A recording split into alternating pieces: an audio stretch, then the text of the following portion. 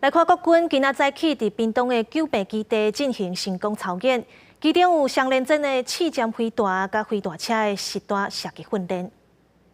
在复仇者飞弹系统它的飞弹塔是安装在这个悍马车上面，所以它的机动性是比双联装来的强。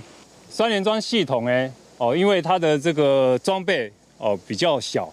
所以呢，它的掩蔽的效果会比复仇者飞弹车来得好。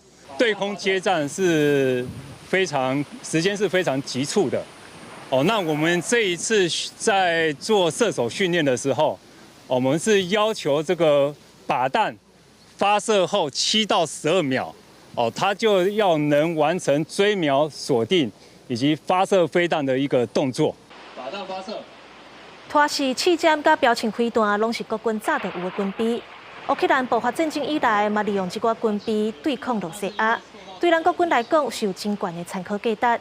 中国常常以军机、军舰侵扰咱大海，国军这几天嘛继续加强国军的训练力头，防范中国的军事威胁。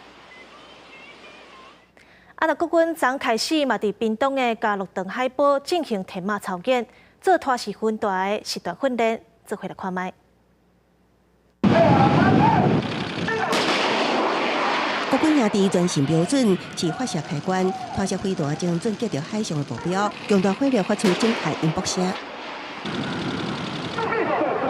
陆军第4作战区立兵海军陆战队反装甲电部队初3下昼伫屏东这片年度性实弹射击天马操演。 悍马车在拖射2A 飞弹部署伫红色海堡阵地，发射了后，官兵透过发射架的攻下标准区继续追踪，故意导线修正，才会当伫最后一刻击到海面动态目标，考验射手的功力，也安尼毋是100%击到。